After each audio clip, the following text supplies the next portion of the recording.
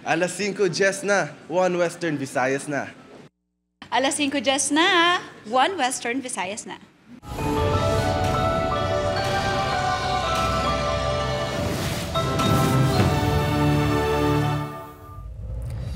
Mga balitang atong tutukan subungan Lunes, COMELEC padayon ang preparasyon para sa barangay and SK elections. Apisar may posibilidad nga hindi pa madayon subungan tuig. Mga registrants sa Iloilo City nagdagsa sa last days ang voter registration kahapon August 10. Samtang sa Bacolod City may mga nagkalalipong bangod sa pagginuto. Mas hugot ng security protocol sa Ibahaya Clan ginapatuman matapos gintiro patay isang konsihalang vice mayor. Suspect ginkasuhan na. 12 anyos nga solterito, pilason sang natandog ang live wires ang nagsaka sa kahoy sa barangay Banago, Bacolod City. Duha ka iban pa pilason. Pagpangawat sa isa ka apartment sa barangay Kalubihan, Haro, nahuli ka. Mas sobrang 100,000 nga balor sa mga alahas nataban. Kag hauler truck nga naga-illegal parking sa barangay Quintinsalas, Haro, ginakabalakan nga magtugas ang disgrasya sa mga motorista.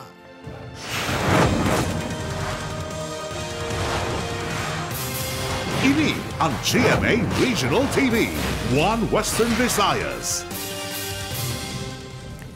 Maayong hapon Western Visayas kag Negros Occidental, mga registrants sa Iloilo City kag Bacolod City nagdagsa sa last day sa voter registration kahapon. Si Zen Kilantang Sasa nakatutok live sa barangay MV Hechanova, Haro, Iloilo City. Zen?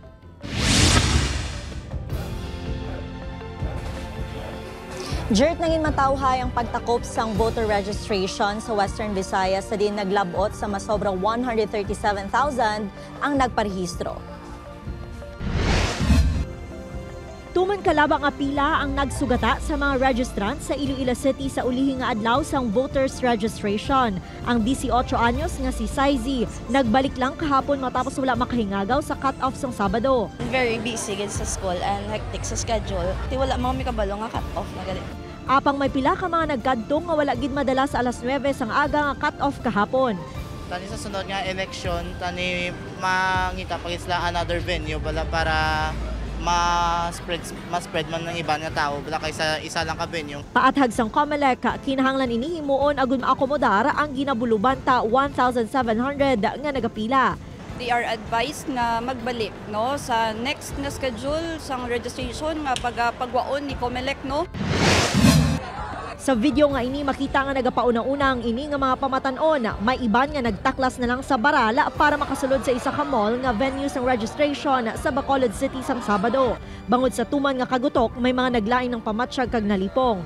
Hindi jud siya organize ang ganyan. As in, grabe po ba naman misay as in sa feeling ko lang as in na ano na kami nang dunot na gid kami pala hindi na kami kaginawag. Hindi gid man namin no ang start naton ang tarong pag-organize nga pila na guba ay because na wala nasukanay na sila. Aminado ang kapulisan nga nabudlayan sila sa pagsaway sa mga registrants. So may ara sila to entrance pag ito, may entrance pag sila di. Problema tayo isang crowd unruly because siguro kaya mga bata pa. Pero hindi ka dyan magpati, kaya kasuganay. Halin August 1 to 10, may 6,362 ka mga bago nga registered voter ang Bacolod City. May 78,320 naman sa probinsya sang Negros Occidental. Sa pangkabilugan, na-record sang COMELEC ang 137,467 nga nakaparehistro sa Western Visayas. Sa nagligad nga semana, ginanunsyo ni COMELEC Chairman George Garcia nga posible pirmahan ni President Ferdinand Marcos Jr. Buas ang layi nga magapostpone sa BSKE. Tigaylo sa December 1, 2025, inyang tuyo ipatigayon sa November 2, 2026.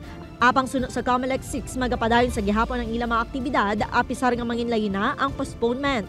The Commission will just act accordingly, no? Lantaw naton, kag mag-observar, kay may mga sektor man nga naga gusto no nga questionon, no kung matigayon girman nga layi.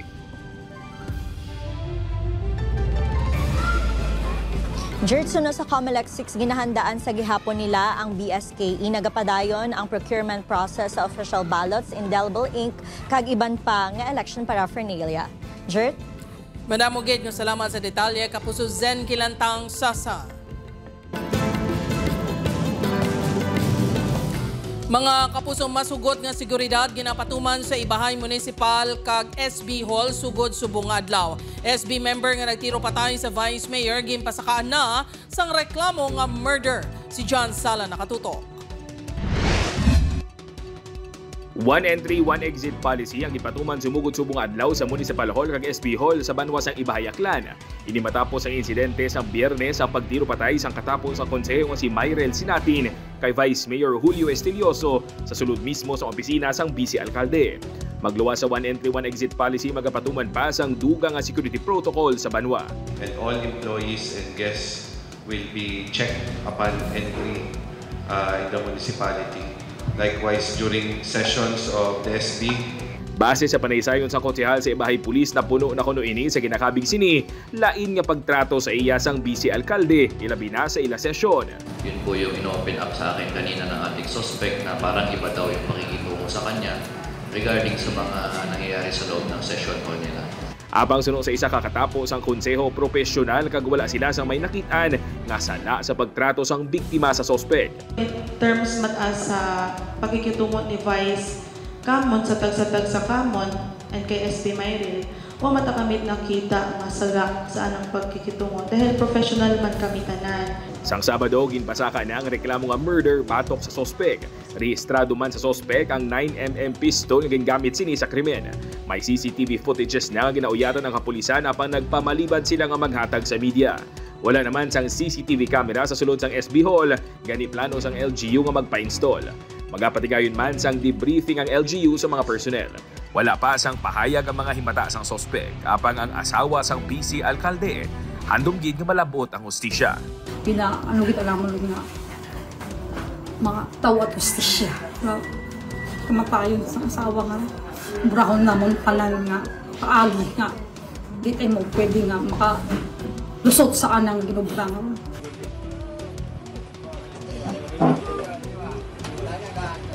Kapon gindala sa banwas ang banga ang bangkay sang nagtaliwan nga Vice Alcalde. Igabalik man ini sa Ibahay antes ilubong. Nagsumpa naman bilang talos nga Vice Alcalde sa Ibahay ang miyembro sang konseho nga si Nestor Inocencio. Upod kay Hasty Sherto, John Sala. 1 Western Visayas. Mga kapuso, apartment sa Barangay Kalubihan, Haro, Ginkawatan. Masobra 100,000 pesos nga balor sa mga alahas na taban.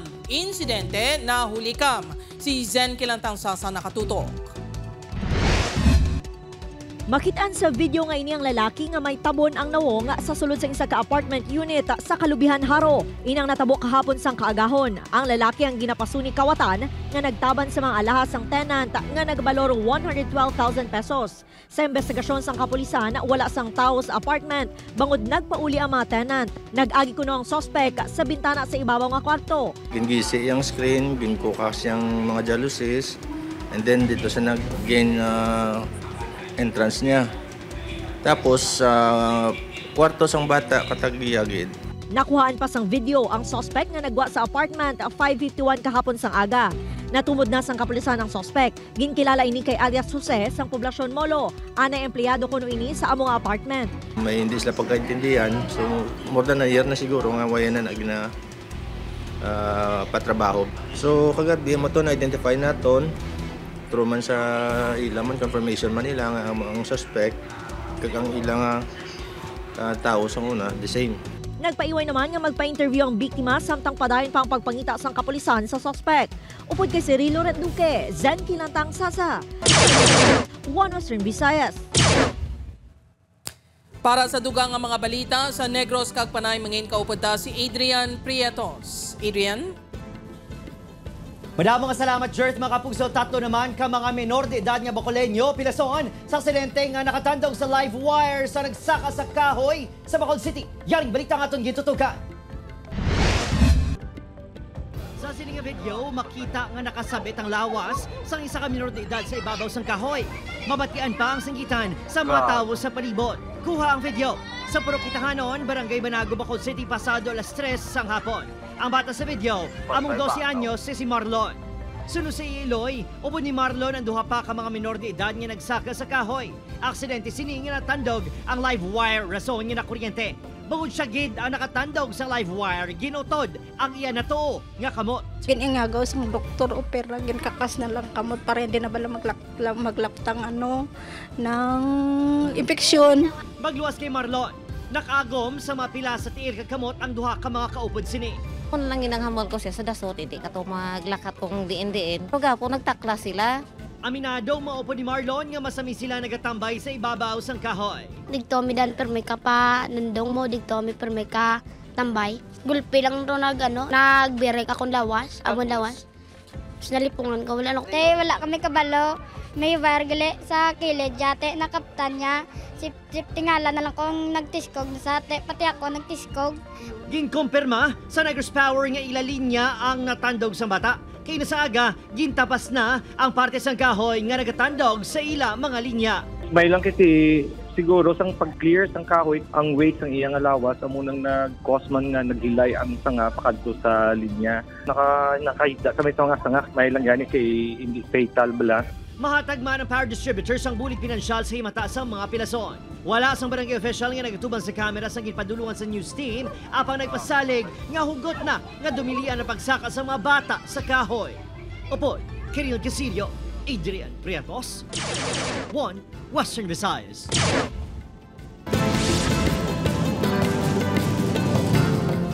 Sa iban pang balita, dako nga truck nga naga-illegal parking sa barangay Quintinsalas, Haro, ginareklamo sang pila ka motorista. Truck ginkuha na. Si Kim Salinas nakatuto.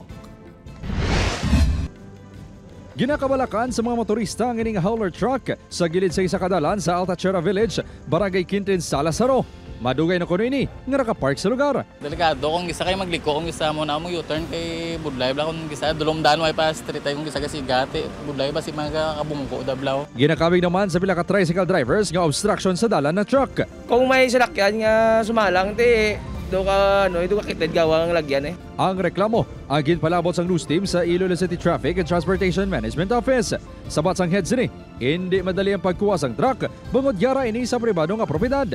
Gani ginpaagi ini sa Homeowners Association. Nung nakita ko may garahe sila po doon puno sa sulod. Pasang unang ginpasulod nila na mo kay ginreklamo naman ako na sa una. Sambal yung galing kaya kung problema sa toong hydraulics ang ilang salakyan. Handa naman ang Iloilo City TTMO sa pagkuha sang salakyan. Sa tiyon nga hindi pagin-maksyonan sang tagiya ang problema. With this series nga gina-inform sa opisina, pakatuan naton liwat para mag-initiate na lang kami sang aksyon. Ginkuha naman ang truck matapos ang pagpagkikistorya sang presidente sang Homeowners Association sa tagiya sini. Upod Caramel Porquia, Kim Salinas, 1 Western Visayas.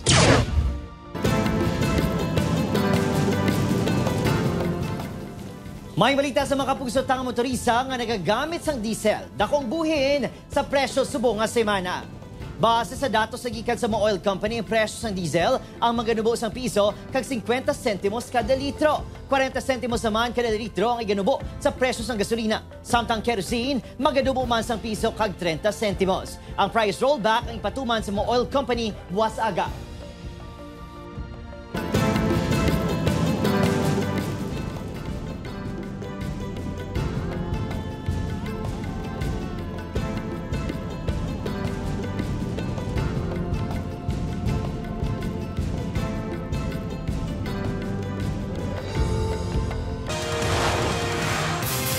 Ini ang GMA Regional TV, 1 Western Visayas. Mga kapuso, Iloilo City LGU ginapasangkad ang operasyon kasunod sa report sa pagpangharas sa grupo sang kabataan sa nagakaon sa karinderya sa downtown area. Isa sa mga ini na rescue sa Task Force Badjao. Si Kim Salinas sa katuto. Ini ang mga laragway sa mga kalalakihan nga minor de edad nga ginapahayag nagpangharas sa mga nagkakaon sa isa ka karinderya sa downtown area sa Iloilo City proper Sabado sang hapon. Suno kay Bri, makaduwa ka beses nga nagapangayo sang limos ang grupo sa kabataan sa ila. Sa ikatato ng ation, nang hakop kuno ang isa sa ila sang pansit nga ginkakibot ni Bri. Sa pag-ubraya to, nag-iung na siya, naglakad na do wala lang natabo, do wala man remorse, wala man sang kadlok. Pero that time may kakadlok na may kakabalo ko na nung nagadalagan sa pinsar nila. Sang una, ginapatiyan ng mga badyaw ang kabataan. Pero sa pagpangusisa sang Task Force Badyaw, natukiman nga ang mga ini ang hindi mga badyaw kundi residente sang syudad.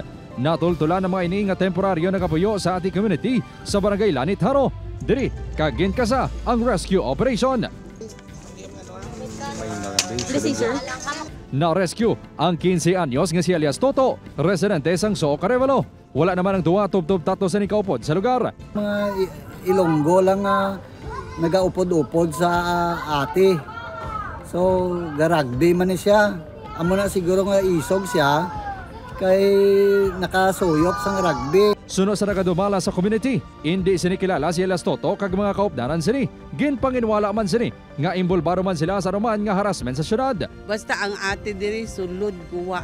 Dayon mandala sila diri sang tanan nga mga street boys, mga rugby boys, tanan nga mga ano da sa guwa. Makibot lang kami nga may gindakop na dito sa likod. Magbutang kami diri sang gate nga ang makasulod diri sa amon compound, ang amon lang gid nga mga ati bala sir kilala ka. Bangod sa insidente kag sa nagahilapit nga pagsugod man sang Vermonts, sa diin na lantaw magdamo ang mga badyaw sa syudad, gin-reactivate sang Iloilo City LGU ang Task Force Badyaw. Tuyo sini nga matap na ang pagliyo-liyo sa mga kabataan kag badyaw sa syudad. Pagahugton man ang monitoring sa mga lugar sa diin, masamiyara ang presensya sa mga badyaw kasuwang na lang sang terminals, puerto, plaza kag bulutuan. Sa mga pumuluyo nga in case may badyaw gid man, hindi lang kanay kamo sagat lang atag-atag sang palimos bala na. Kung tolerate naton sige ta hatag kwarta, tige na spoil ta sila.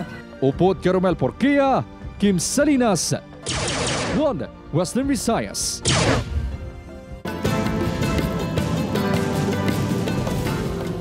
Aeronautics student nga taga Bacolod City nasapuan patay sa katubuhan sa Banwa sang Murcia. Ginapahayag na disgrasya sa motorsiklo. Garing balita nga aton gintutugan. Nadulaan sa kabuhi ang 20 anyos nga aeronautics student nga si Clyde Dexler Abaa, residente sang Barangay Alangilan, Bacolod City. Nasapuan ang bangkay sini nga pilason kag may mga bali sa kampo sang tubo sa Barangay Salvacion, Murcia kagahon sang Domingo, Agosto 10. Base sa investigasyon sa kapulisan, naginom-inom ang biktima upod ang mga abyan kag himata. Apisar nga kainom na, nagdrive pa inisang motor, nga ginapanigyahan sa pakisaagod kung tani magkadto sa iyang anobya, apang naglapaw ini sa dalan. Tamaan kadasig ang iyang padalagan, na-overshoot siya. So, kamoto nga may mga injury siya sa kamot, sa ulo kag sa tiil. Kay Wyman kami din nakabaton report nga na-involved sa accident during that time. Ang motor niya ginasakyan ang nakita man malapit sa bangkay sini. Based sa amon nga investigation, wala man foul play. Purely self-inflicted accident. Tingnan lang tanan nga riders kag drivers dapat ara kita sa insyakto nga wisyo kung ga-drive kita. Masamiman kuno ginapanugyanan sa kamay sining biktima nga maghinay-hinay lang sa pagmaneho. Bago sila tabo, napasawan ini nga malabot ang handom nga mangin isa ka piloto. Kuha na mo ng ang iyang result sa postmortem gid sa accident gid siya. Always man naman ginikanan ginapahanugdom sa ila pero way magami ka kulang gid sa iya. Opo, Kiril Casillo, Adrian Pretos, 1 Western Visayas.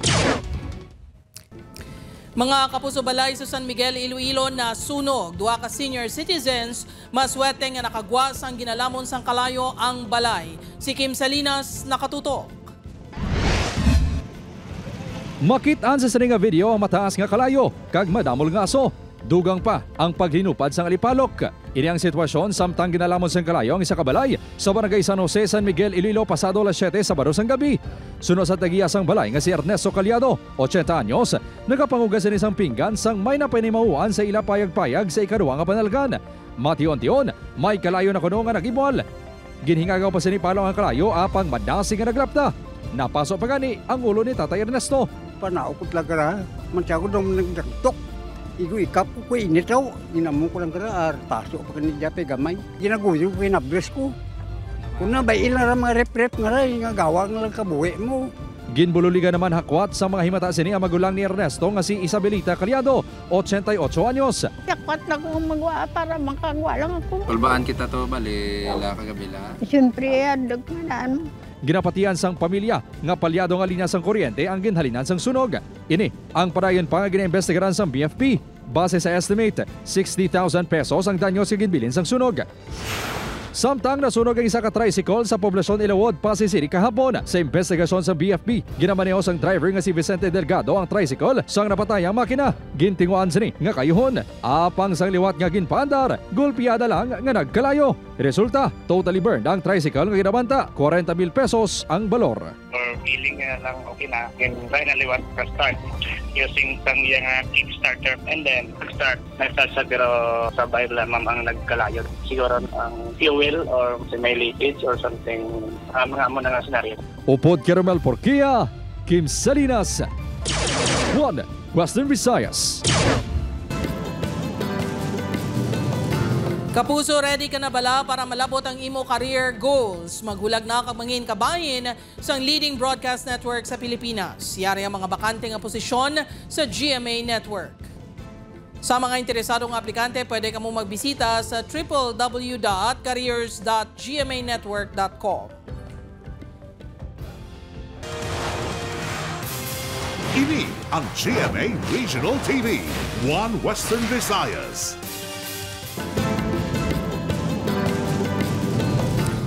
Mga kapuso, closed van nakabunggo sa balay kag pila ka salakyan sa Antique-Antique, anong katawon na samaran. Samtang 4 pilason matapos nagbunggoanay ang 2 ka motorsiklo sa San Dionisio, Iloilo. Si Zen Kilantang Sasan nakatutok. Sa video nga ining makitaan ang pagtakilid sa isa ka closed van na matapos maaksidente sa barangay Apdo, Antique-Antique kahapon sang aga. Ang van nga ginamaneho ni Alias Ramuel ang may karga nga construction materials halin sa Iloilo padulong sa San Jose, Antique. Nakabunggo ini sa nakaparada nga motorsiklo. Naulamid man ang isa ka salakyan kag de pasahero nga jeep. Dugang pasagin pangdala sa sini ang isa ka balay kag isa paig ka motor kag isa ka tricycle. Anong ka mga persona ang napilasan sa insidente? 4 sa mga inyang nakagwa na sa ospital samtang ang 2 ang padayon nga confined. Nadulaan niya siya sa preno, no? Pagkalapot niya sa barangay na at isway nga nakabungguhin niya siya. Sa subong, ginahulat pa ang desisyon sa mga biktima kung napasaka sa reklamo batok sa driver. Sa barangay Bagakay, San Dionisio, Iloilo, 4 ang napilasan matapos magbungguan ang 2 ka motorsiklo. Base sa investigasyon sa kapulisan, ginamaneho ni alias Raymar ang puting nga motorsiklo kag may backrider nga si alias Arwil. Padulo ang 2 sa balasan Iloilo. Sang nabungguan sang nasugatan nila nga motorsiklo nga ginamaneho ni alias Benson. Ang kasman sa amo nga motorsiklo si alias Jobert. Gilayon man nga ginpangdala sa ospital ang mga biktima. Doon gini sila kagabi. Ang resulta, gindala sa Sara District Hospital. Sa barangay Himati, Pasay City, patay ang rider nga ginkalala kay alias Joe matapos nga maaksidente kag nakabunggo sa kahoy. Ginhingagaw pa sa responders nga madala sa ospital ang biktima apang ginbawian ni isang kabuhi bangod sang patal nga pila sa ulo. May puno sang kahoy ag tabog ang iyang lawas kag ang iyang motor. Probably nag-lost control din siya kag nagtama to sa kahoy. Upod kay Cirilo Randuque, Zen Kilantang Sasa, 1 Western Visayas. Mga puso, sa Negros Occidental naman, ginbawian sa kabuhi ang 10 anyos na lalaki matapos malumos sa barangay 1 Isabela. Sunod sa oprisan, upos ang biktima nga nagapaligo sa suba ang 2 kaabyan nga lunsay minor de edad. Ginapahayag, nakalabot ini sa madalong nga porsyon sa suba kag nalumos. Gilayon naman nga nakita ang lawas sa biktima.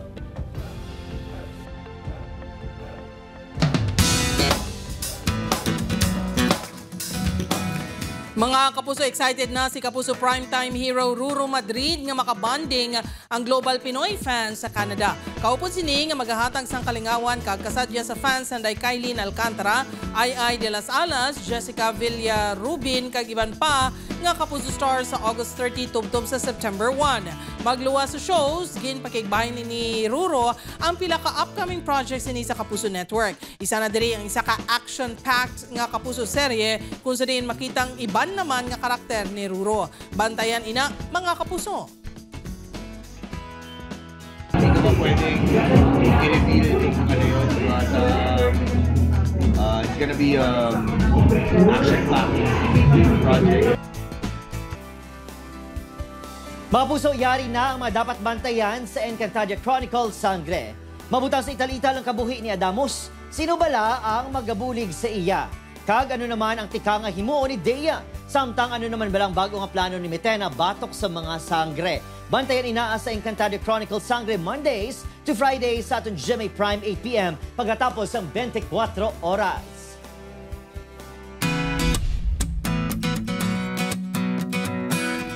Mga kapuso, hindi lang sa paghigugma may forever, kundi pati sa wedding dress. Sa Sibalom Antique, mapabilib kagid kay ang wedding dress nga ini 127 years old nga ginpreserba. Sunod sa isa sa mga personal nga nakakita sang wedding dress, human ini sa seda kag abaka kag may disenyo nga floral. Gingamit ini ni Doña Juana Alera sang nagpakasal kay Macario Venegas Lutilia sa November 1898, pareho nga nagikan sa prominente nga pamilya sa Banwa. Ginbili ni Doña Juana ang wedding dress sa iya anak nga si Emilia Lutilia, tubtob ginhatag man ini ni Emilia sa iya hinablos nga si Rebecca Espartero nga subong 94 years old na. Ginaproseso na kung paano pa mas mapreserba ang wedding dress nga natala na pa ipasa sa sunod nga henerasyon. Tago lang nila ito. Parang ayaw nilang magiging showy ba. Mga angkan sila ng mga masasabi nating mga mayayaman, mga malalaking tao noon sa Sibalom. You would just imagine that the father of the bride was a gobernadorcillo, and the same with the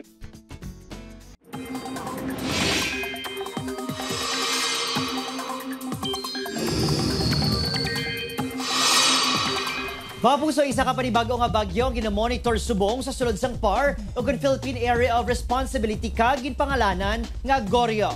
Uriinin na si Platan masobra 1,000 ka kilometro ang kalayoon sa nasidlangan ibahin sa extreme northern Luzon. May kabasugon ang hangin nga 110 kilometers per hour kag pagmadlos nga nagalabos sa 135 kilometros. Panakatungdan ang paghulag sini sa kadesigon nga 25 kilometers per hour. Base sa latest track sa pag-asa mga kapuso para sa Bagyo Goryeo, wala ini ginalauman nga mag-igo sa anuman nga bahin sa Pilipinas. Posible nga iguon sini ang Taiwan kag mahimo magwa sa PAR sa Miyerkules sang gabi. Kung magpalapit ini sa Taiwan, wala ginadula ang posibilidad nga mabatsyagan ang epekto sini sa extreme northern Luzon ilabi na sa Batanes. Pwede nga may magbago gani magbantay sa updates. Wala pa sang direktang epektong Bagyo Goryeo apang padayon ang pagluntad sang habagat, mapaang sa dako nga bahin sang pungsod apang may tsansa sa gihapon sang localized thunderstorm sa hapon o kun gabi. Base sa datos sa Metro Weather, may tsansa sang ulan sa bahin sa Aklan, Capiz, Iloilo, Antique, Guimaras kag Negros Island Region. Mabasog ang ulan sa pinakalugar gani manginhanda sa gihapon sa baha ukon landslide.